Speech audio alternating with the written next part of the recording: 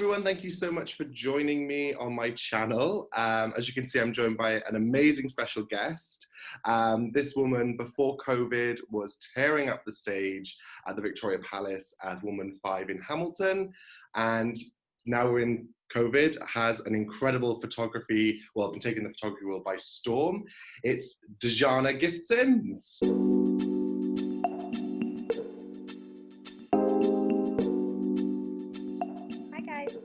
Hi. Thank you so much for joining me. Thank you for having me. Very blessed that you've come on and had a chat with me. Firstly, I want to say congratulations on your work being in The Guardian. That's Thank you so much. Amazing. Wait, The Guardian? I didn't even know this. No? No. Oh my, this is exclusive. Yeah, one of your photos, they've done an article on Rent talking about the Hope Mill Theatre, and one of your photographs from the... No, I know, I don't get like notified, so unless like they tag me in it, I rarely see. Most of the time they do, but I think I only, like, for example, I know like Broadway World posted a picture the other day, and I was just like, oh my god, it's me. For those of you that don't know, Rent the musical's happening in Manchester in this month, I believe. It starts this month. It starts this month, the end of this month. I think. Is it the beginning? Yeah, it starts the end of this month, and then it runs through to November. Perfect. Yes, that's right. And Shana here did the pro shots and the rehearsal shots for them, and they are beautiful. And yeah, so we're super excited. And we're going to talk more about your amazing photography in a moment. But the last time that I saw you was actually on stage at Hamilton back in February. So talking about Hamilton, just sort of rewinding a bit, what was that kind of process like for you audition-wise? Was it intense, scary? Is there nothing you can tell us? So I auditioned for Hamilton twice. Okay. I auditioned in the original cast, they brought in a few additional ladies like halfway through the contract. So I auditioned then, and then I auditioned when I booked it. When I auditioned, let's say then, I was not ready. Like I just finished my first job. I was still kind of like finding my feet in like the industry, because I'd left college to do my first job. Yeah. So I feel like I was still like kind of on that cloud of like, okay, well, I must have something that's working, but I didn't quite know what it was. Yeah. And I didn't quite know how to utilize it. So going into those auditions, I had quite a few rounds. I think I had like 7 or 8 rounds that year. It went all the way up to finals. Wow. And so in my mind, I was thinking, well, like, okay, this is like the biggest show out right now. I'm kind of like, and here's little 18-year-old me, 19, I can't remember how old I was at the time. I think I was 19, like trying to get involved. And like some of the people that I'd go to the audition room and see, I was like, okay, this is the game. These are my people that I'm going to be seeing at majority of my auditions. Yeah. And I have no time to be playing but I'm the team card. It was go hard or go home. Yeah. And I feel like as much as that was in my head, internally, I wasn't able to process that. Yeah. So I just got really overwhelmed the further I got in the process, because the further you go, the more you want it. Yeah. And I felt like that just got the better of me closer to the end. And it sounds so weird, but I'm so glad that I didn't actually get the job at that point, because I feel like I wouldn't have been ready for the demands that it actually requires. 1, the show, and 2, the Woman 5 track, especially if I'd got that track. I think I was actually auditioning for a standby track, which is basically the same thing, other than Woman 5 just has the additional track, which is her own. So yeah, I feel like everything kind of happened in the right time. Yeah. So yeah, then I did Caroline or Change, and then the production company, and who also cast it, so Cameron McIntosh's team saw me in that, and then they were like, oh, we're casting Hamilton still, like, again for the new cast, and then my agent sent me the audition, sent me all the material again. It was just like going right back to square one, but the difference was this time I knew where my strengths lied in the material. I knew where my weaknesses were in the material. I knew what it would take for me to be like yes, this is it. Just as much as that, I also was like so scared because I was like, okay, now I feel like I've got a little bit more to prove because they've seen me before. I don't want them to look at me and be like, oh God, she's got it. Like, so that it was kind of part of me was like, no, I have to step up. And I was auditioning for quite a few things at the same time. But in my heart, I was like, I know that regardless of all the other things that are going on that are amazing projects, this is where I felt like I needed to prove myself the most, because Hamilton carries a whole load of weight. And even if I wasn't to book it, like the casting team, I would want them to remember me. Sure. Just so happened, I remember I was sitting in Nando's with my friend, and like I said, I was waiting for a few other things to call back, and I was on my break from my front of house job, and I got a call. My agent was like, so we've got an offer, and I was like, okay. And I was expecting it to be maybe something else, and then she was like, yeah, so it's for Hamilton. I was like, choking on my peri-peri, like okay, because it all just it happens, like I say so quickly, because like once I had one recall, it was recall. So whereas before it was kind of like a longed out process. Right. So I actually found out quite early on in the audition process compared to some of the others I know that I'd got the job. Oh, amazing. And so yeah, I just initially I like sat on it and I was like, I mean, I know I'm going to accept it, but it's like, are you ready for the demands of this role? Are you ready for like what it's going to entail?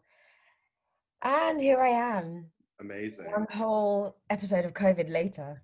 I think when a popular show happens, and there's like a huge like fan base behind it, I can imagine as a performer, like the weight of like everyone saying like, oh, I love so and so playing that part. You're like, I just want to put my own stamp on it. I'm that person now, and it must be, you kind of want to own it, but at the same time, I can imagine there's quite a lot of like you said, nerves and like the weight. And people watch the show. People know that show in and out like the back of their hand, like, and it coming out on Disney Plus does not help. Like, as in, let me go back. There are no excuses. If you do not know your lines, if you do not know things, the fans of this show will eat you alive. I remember there was one time I was on for Eliza and Helpless. I don't know what happened. My brain just went the words just literally were, I was here, the words were over there. And I was just singing the wrong words, and I picked myself up, and then we have this thing like the little fan line where after the show we'll go and say hi to people that watch the show.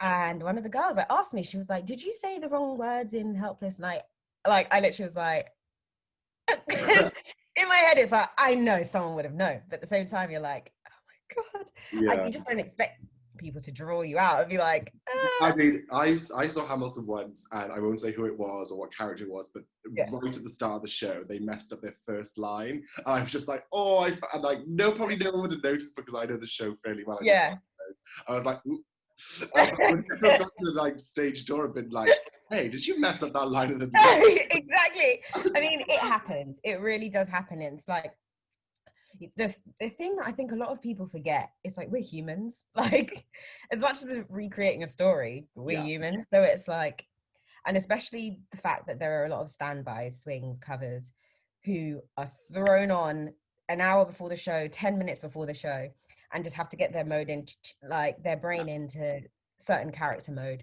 and like just take everything from that part of their brain and bring it here. It's like, it's hard. Like, I do not envy the dance swings in this show, because this show as a dancer is hard. So how you can remember 4 or 5 other people's roles is beyond me. I mean, I do it, but I don't have that much movement, and a lot of the movement is either mirrored or like just facing the other way. But my hat's off to all of the swing dancers in the show. And with Hamilton as well, from other shows that you've done, do you feel like there's a difference in like the audiences, like when you go out on stage, does it feel sort of palpable, the energy, like, or is it the same as the shows you've done? I feel like there's a lot more expectation. Okay. Because of the show's reputation, and also because of the message of the show. It's a lot of people come there knowing the hype, so they're like, well, I better be fulfilled then, because it's like, if everyone said this about Hamilton, I get a bit. So it's like, not only does that add a little bit of pressure, because you're like, I don't know who's in that audience tonight, and anyone can be the audience tonight. That goes for any show, But with this show, because there's a certain standard, and it's the same for a lot of other shows, it's like you feel like you have to give that. Yeah. And it's like, if you're not on 10, that's what they take home. Yeah. And they've got the soundtrack. Now they've got the film to run off. So it's like, and people always compare. Yeah. Always compare. Especially when they've got other streams to see it. They're gonna compare. You somebody, obviously, as you said, Hamilton, anyone could be in the audience. Are you somebody who likes to know beforehand? No. Or no, you want to just, you'll be thinking especially about it. if I'm on for someone. Yeah. I say someone, like everyone is someone in the show, but if I'm on for someone other than myself, nope, don't tell me. Don't want to know. Do not tell me. I remember it was around like Christmas time, and Lin, like, he's such a lovely guy. Like, he's the most chill person you will ever meet. Like, sometimes you're like, you're Lin Manuel, because you're just not the person that I think. I think maybe it's because you think that everyone of like Hollywood status is going to be like an a-hole, but no, he's so nice. Sometimes fans know that Lin Manuel is as nice. He's a nice guy. He is the best guy ever. He's also my boss. No, I'm joking. He's such a nice guy. But I remember one time we just coming down the stairs, and it's definitely maybe about 30 seconds until we're supposed to go up, taking my sweet time, and then just, hey guys. I remember just being on the stairs like, hi Lin. Like, oh my goodness. He does that. He just pop up, doesn't tell us.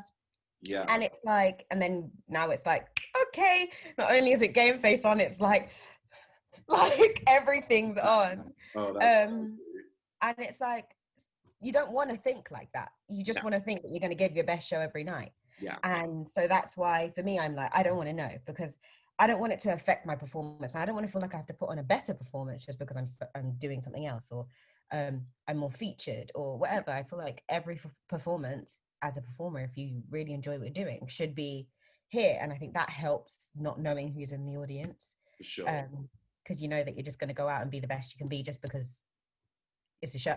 You know? Exactly. And obviously you said about covering. Was Peggy Mariah your first time you went on, or was it Eliza? So that was your first? No, Eliza was my first. Oh, okay. So you went in hard. You went in big and went in hard, right? I didn't know the track. I hadn't finished rehearsals. No. So our rehearsal schedule, obviously there's so much material to learn. And I came in, me and the new standbys and the other principal covers, we all came in a few weeks earlier than all the other new people. And so I started learning Peggy Mariah material. Then I went on to Eliza. And then once the show had actually started, that's when I started doing all my, so sorry.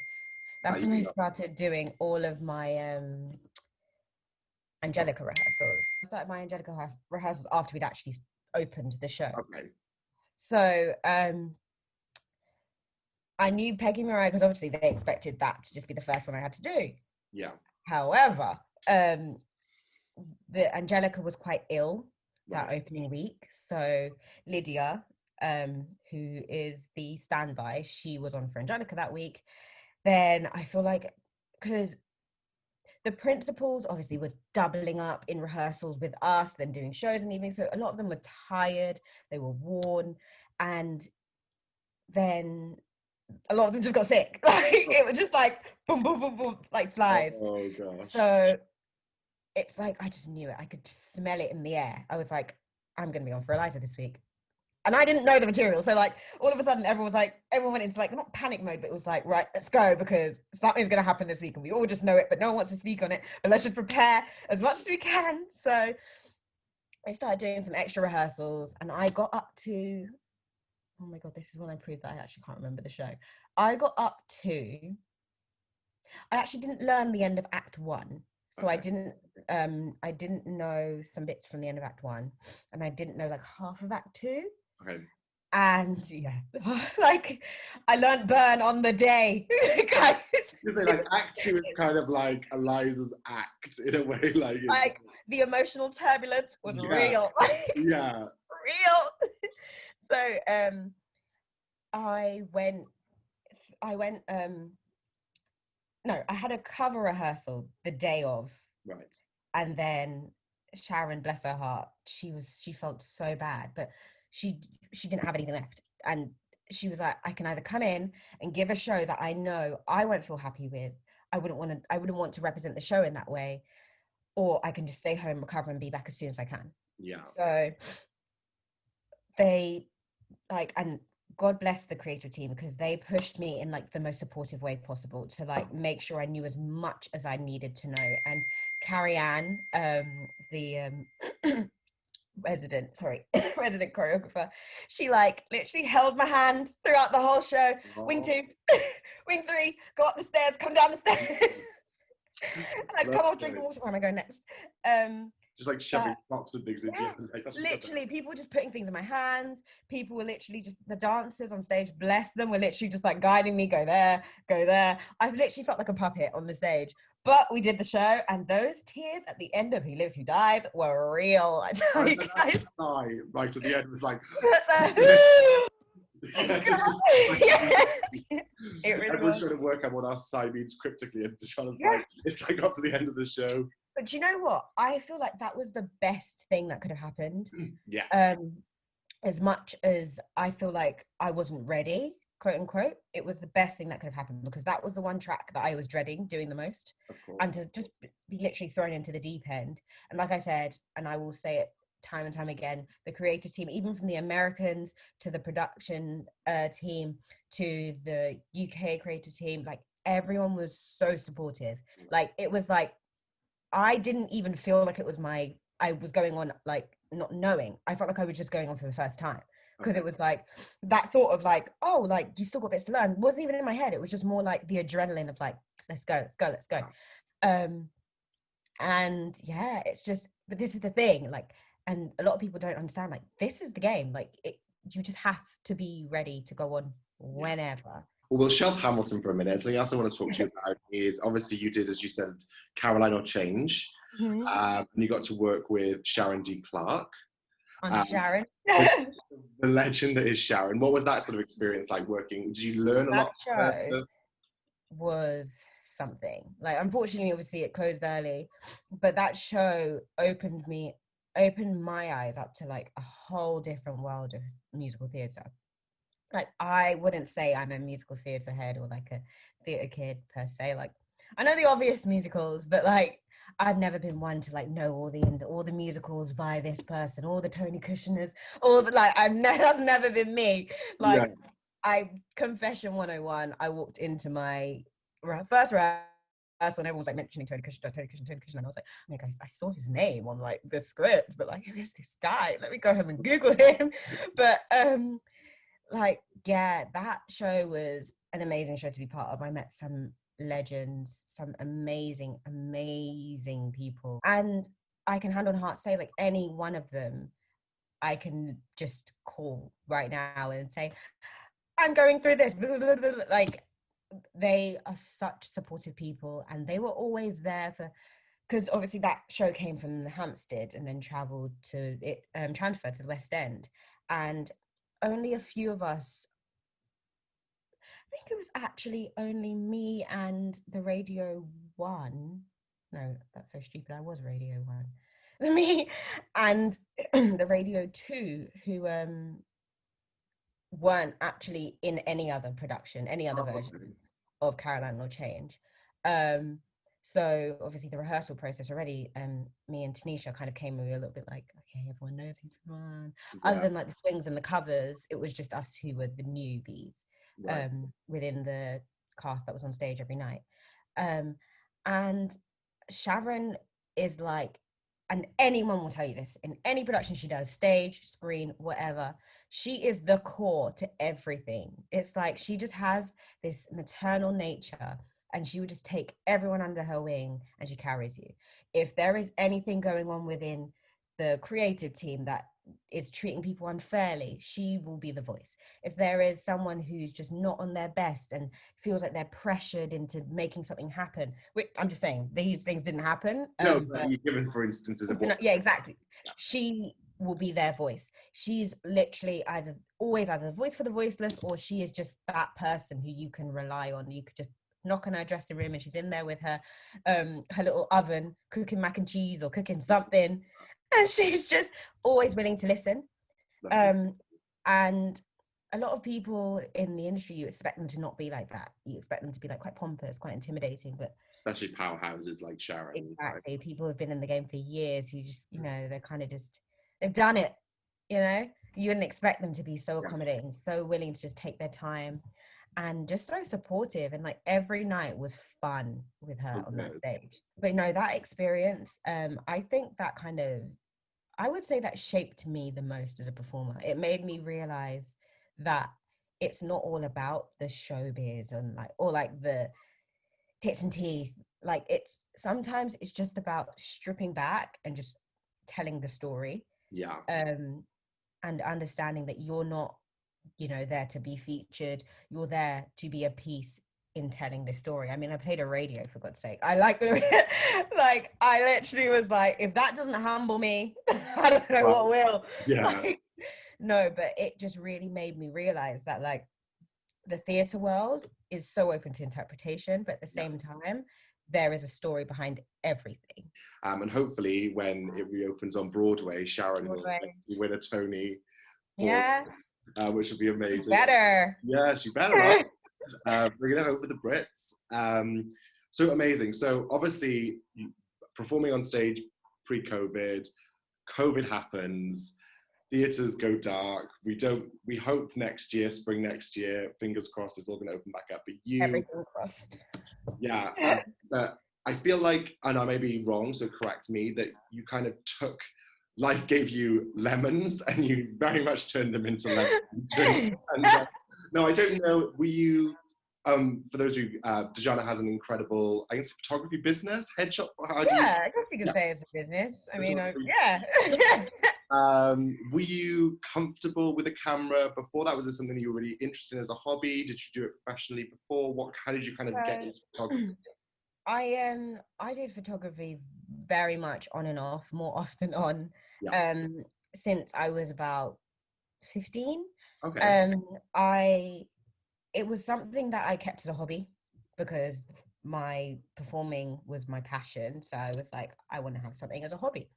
And that it was always photography. My uncle was a photographer. He kind of taught me the ropes, gave me my first camera. And then I bought my own camera for my 16th birthday, and I kind of just went from there. I actually started off in videography. Okay. I used to do a lot of cheerleading and gymnastics, and I was doing a lot of videos for them, and just like for a bit of fun. Yeah. And then I started, through that, I actually ended up working for a company who photographed like cheerleading, dancing competitions. Which was great. It took me all around like England. We did like some stuff in like Paris and Disneyland. And that's when I kind of migrated more into the photography side of things, because I was like, okay, I like videography, but the editing is just a pain. Like, I mean, I could say the same about photography, but it's just like, I didn't love videography as much as I like photography. And so from that, I kind of like kept doing it. And I started I did a couple of like weddings and whatnot, but I wasn't ever like promoting myself in a way to like become a photographer or anything like that. It was very much just like something I kept on the side. Then obviously just my performing took over, and I just didn't have the time or the commitment to be able to commit to shoots and commit to bookings and whatnot, because I was a teenager all over the place. Like, I did not know my left from right. I did not know where I was going to be the next day. So I couldn't do that. I mean, I'm totally like that, by the way. Just so then I just kind of I wouldn't say kicked it to the curb. Like, I bought myself a camera this was 2 years ago, as an incentive to like just really just push my photography. And unfortunately, then I booked Carolina Change. So I was like, well, then I think it's a sign. Like, I think it's a sign. Let me just leave that and just do what I'm being blessed to do. But all this time I was kind of saying to myself, like, I just really wish I would do more of that. Like, I'm always that person, like when I go out with friends, like when they want a picture for their Instagram, I'm like on the floor, I'm here, like that's me. So people were always like, why are you not doing more photography? And I was just like, I never really had an excuse. I in all honesty, I just never had an excuse. And then yeah, COVID happened. I was like, I do not have an excuse. Right, yeah. So I was just in a place, I said to myself, right, I'm poor, people are poor, let me help some people out. So I rounded up the troops amongst like my immediate friends. I was like, hey guys, like I just want to take some pictures of people, build a portfolio so I could maybe like start doing photography services. I literally charged like people like 50 quid for I think it was like an hour's headshot session, and I like just booked out a studio for like 3 days, and I just like got people in that time, and like I wasn't making any profit, it was just to cover the studio hire. And so that, yeah, I got some amazing people from that, and I got some like, I say, like some people be like, oh my god, it was so good, like your pictures are so good, but like back then I'm like, oh my god, like, oh, even though it was this year, I'm like, how much like, eroded, like sort of like the people look great in the pictures, don't get me wrong, but like my photographic style is like developed so much already. And I just kind of like kept pushing it, and then I decided to introduce like a summer offer to kind of just help out actors and like try and just help a few people get some more images to represent themselves. And I worked really closely with my agent, Amy, bless her. She is like a little angel sat on my shoulder. She actually just opened up her own agency as well, and like she just carried me through it. Like she'd be promoting me to other agents and their clients, and like people just started coming to me, and it just like all over the place. I was like, whoa. So I like just took a minute, tried to like sort myself out, like make a booking system, or like what's the word, process or procedure that people could just like go through, kind of like come up with like a timetable of when I'm going to work and how, so I wasn't just like overwhelmed, even though I still was.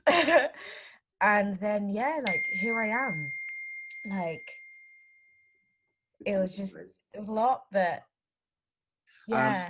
And sort of kind of lastly, I guess obviously since COVID happened, the world is just, everything within the world has just gone crazy, elections, everything is just mental. For yourself, and to kind of give us kind of a bit of advice, what kind of keeps you sane? What kind of thought process do you keep saying to keep yourself sane during all this craziness? Like, it's honestly like the people around me. Like, I don't know, that sounds so cliche. I know it sounds so like, oh, of course you say that, but like my friends, and I won't even name names because my friends know who they are.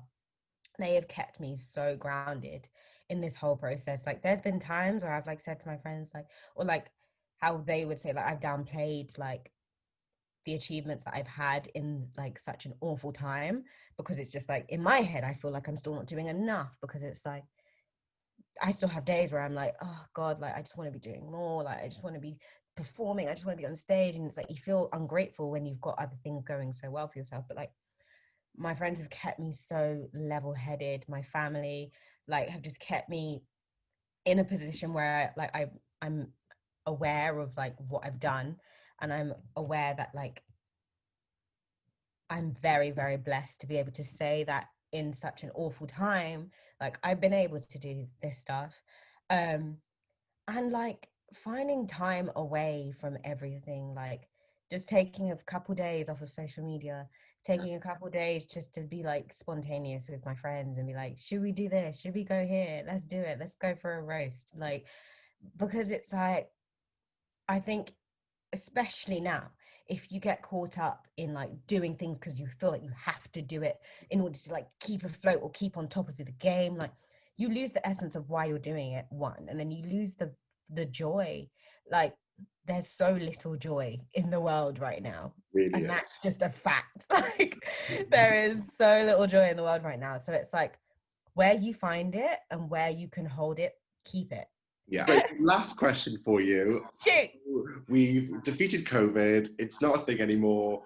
The theatres are open. You've just done an incredible run at Hamilton. for you, what would be like the dream theatre? You may already be doing it in Hamilton, but is there Dream theatre role? Okay, I want to play. Let's go. Roll out now. Yeah. Everyone, all of my friends know that I'm dying to play Timoon, but I am fastly aging out. Love that. I just want to do it so badly. Like Regent's Park open air theatre. Just imagine how beautiful it would be with like. Love that. Yeah, I've always wanted to play Timoon. I've always wanted to play Seeley. Not just because they're characters I see myself being, but they're just stories that I've always wanted to tell, always wanted to tell. And like, I know people are like, oh, you're just going for roles because they're a black girl. Well, then what else can I do? Well, let's hope that when theatres reopen, that I mean, like I said, obviously you want to play the roles that resonate with you, but like, my the land God, of opportunity. we need a change. We need a change. We do. Like, we do. And the change is coming. I feel it. Like if we go back after this and it's just like the same old, I'm like, I'm done. I'm getting off this train. Like I'm telling you, like Danielle Fiamania is like about to change the game with like the first cover Elsa in the UK is huge. Like we saw like the first cover Glinda with I can't remember her name, Brittany, yes. And it just shows that like as long as it's not a real person, we can do it, guys. Like, I promise you, there are black sopranos out there. Like, I promise you. Hello, Audra McDonald. You know, like, done. But yeah, I saw Danielle actually. It was the last show that I saw was Anne Juliet, and everyone was sick. But Danielle went on as Juliet, and I'd never seen her before. And my God, I was like, this girl is like changing the like. Yeah, and there was basically a concert style version of it as well because everyone was so sick. Yeah, because they changed it. Yeah. Yeah, so I saw her and I was like, yeah. And when I saw that she was going to be cover Elsa, I was like, that is going to be my first Frozen show. I will beg, borrow, steal to be in that show to see it. Yeah, I think you're right. I think she's changing the game 100%. Yeah, I think it's going to be so nice to see. Like do you know what? I will say, me and my agent, I can't speak.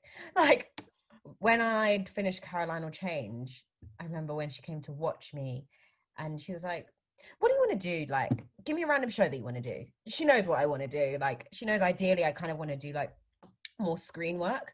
But she was like, if you could do any show right now, like, what do you want to do? And I was like, do you know what? I actually wouldn't mind a Glinda.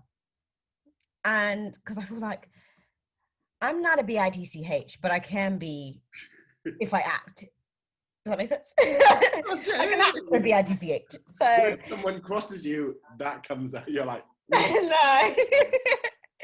So I was like, yeah, I'd want to do a Glinda. Like, I'd want to challenge myself and go up there. Yeah, absolutely. I can see that. I can absolutely see that. And of course, like, I hope you don't mind me sharing to my viewers that's how we met. Yeah, exactly. At Wicked. Yeah. Sadly, at that time, front of stage for me. I mean, you should have been on the stage anyway. But yeah, we were working at Wicked together. And no, I think it's time that we have like a Black Glinda. I think they've got their 15th anniversary coming up like next year. I feel like it would just be a nice change. Yeah, like, and the thing is, I don't want them to do it because they feel like they have to. That's another thing. But it's like, come on, you can't tell me that she can't be. No, exactly. And that's not just to say like Black. She could be Asian. She could be anything. For sure. Like 100. And it's just experiment a little bit. Yeah, and I think audiences want that as well. I think we as audiences are crying out to just not. I mean, there is no shade to any of the other Glindas or Alphabets. I've seen a lot of them. They're all amazing. Yeah. But I think as an audience, we're ready for the change. We're ready to see something that's going to blow us away. In exactly the same way as seeing a white girl playing it, we'll be blown away by seeing a Black Asian girl playing it. So yeah. It's time. It's time. It's time, Mr. Swartz. It's time. 100%. Well, thank you so much for spending some time. Thank you for having me. I'm sorry, guys, for talking so much. I loved it. I'm so glad. I was like, you've been amazing. So thank you so much. And yeah, also, do you want to shout out your photography Instagram or Twitter? Oh yeah. So my photography Instagram is @shot by Dujonna. So give me a follow. No. Woo! And yes, and if you have any actor friends who are looking for headshots or amazing, or anyone that's looking for photography. Yeah, I did a LinkedIn person yesterday. Those like words like LinkedIn, Facebook, you know the ones where they're like this one. Yeah. Like, do you have a collection of them? Love it. I did. Perfect. Well, thank you so much. Have an amazing. Thank you for having me, my love. No worries at all. Bye. Bye.